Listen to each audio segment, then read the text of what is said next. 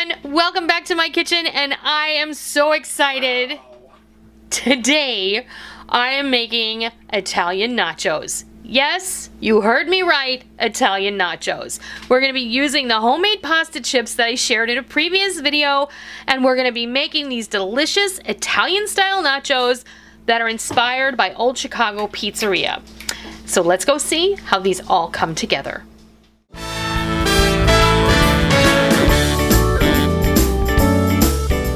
Okay, we're going to go over all of the ingredients for our Italian nachos, and I am so excited to share this with you. We are inspired by the Italian nachos from Old Chicago Pizzeria, and we have been there a couple of times in Jacksonville, and they are off the chain. They're just delicious. Now, their pasta chips and their nachos probably are different than what I shared with you in my previous video, but it's all good because these are going to be delicious, and the way I've shared with you how to make them is a viable substitute, and you're going to love them. So you're going to need some pasta chips, and I don't recommend that you change these out for tortilla chips or pita chips or anything like that. I really highly suggest that you just get motivated and fry yourself up some pasta chips, because it will definitely be worth the extra endeavor, I promise you. Or if you can find some. If you can find them in your store, I would get a couple of bags and use them, but you're definitely going to pay way more than the egg roll wrappers I bought were like $2 a package, and I got a ton of pasta chips out of that. So we're also going to be using a pound of bulk Italian sausage that I browned up, and I made it pretty chunky. And then we're going to be using some pepperoni. You can choose to use the larger pepperoni. We have these mini ones because that's what I had on hand. We're going to be using some mozzarella cheese and some Parmesan cheese, and we're going to be using some, when they serve it, they put the pizza sauce in the center in a little dish so you can dip it.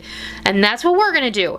I'm going to be building this on a baking sheet, so I'm going to go grab that, and we're just going to start building this. Alright, so I got my baking sheet, and I have my oven just preheated to 350. That's just so that we can melt everything together. I spread out a layer of the pasta chips, and this is the bowl that I'm going to be putting my pizza sauce in. We're not going to leave this on here while we bake it. I just want to have this so we have a hole. That is all. So I'm just going to sprinkle this with some mozzarella cheese. This is whole milk mozzarella. You should use whatever is your preference, whatever you have available to you. So this is for a family dinner, and that was 2 cups of cheese. Now I'm going to hit this with some of these mini pepperoni and some of our sausage crumbles. And the secret to me, I think, is they have a nice even amount of all of the goodies on the tray. They bring it to you on a big platter, and everything there, unless you order sandwiches, is served family style, and I absolutely love it. Now I'm going to go ahead and put another layer of chips on top. I have extra cheese on the side, and yes, I bought pre-grated cheese. You want to grate your own, you go for it. And of course, this is going to be your preference. Do you like a ton of cheese? Then go for it, you know, and make a giant mess in your kitchen. Because if your kitchen is clean when you get done cooking, there's something wrong with you. And just picture some guy with his buddies over to watch the game, sit down and chow down on this. Yeah, I think it would be great, right? Mm-hmm. And it's super easy to make, and all of these ingredients are easy to find. And delicious. Let's hit this again with the pepperonis. The rest of the sausage. Get everything out of that bowl because you're not putting that in the oven. Okay, now the only thing I'm going to do different up here, let's see, I'm going to take this out of the equation. I'm going to hit this with some Parmesan. And I love this grater. It's really fun to use. And you guys ever had one of these? If you want me to do a video on this, I will. Just let me know in the comments section. Okay, now we're going to hit this with some pepperoncini. Now, this is up to you, but they do serve it like this at Old Chicago, and it really adds an amazing zing to the nachos. Of course, you can leave these off if they're not your cup of tea. Maybe do a half. And you don't have to put a ton. You know, I'm just going to put a few here and there. And if people don't like them, they can simply take them off. It's really not a problem. Okay. Now, because I put all that goodness on top, I'm just going to kind of put the rest of this bag of cheese on here. So in total, I probably have a lot of cheese. About 4 cups, really. Now keep in mind this will feed a lot of people. This is party style. This is family style, party style. We're going to be eating this for dinner. I guarantee you we're probably not going to eat all of it.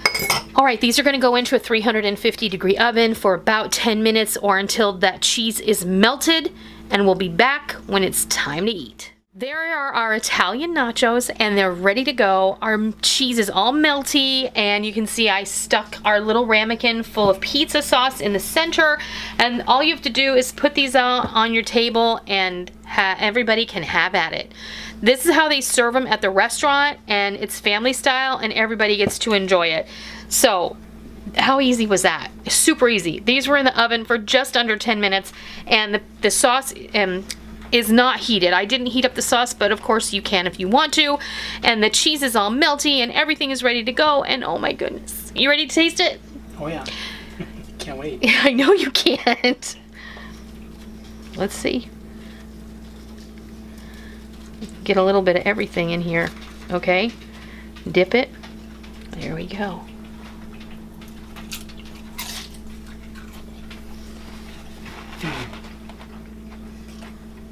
Is that good? Mm-hmm. It looks fantastic. That was too good. Oh man. Well, we're gonna go eat this for dinner now. So I hope that you will give this a try because it's super easy. Even when you make your own chips, it's super easy. So if you like the video, please consider giving me a thumbs up. And if you're new to my kitchen, welcome. It's always a pleasure to invite new people in and make new friends.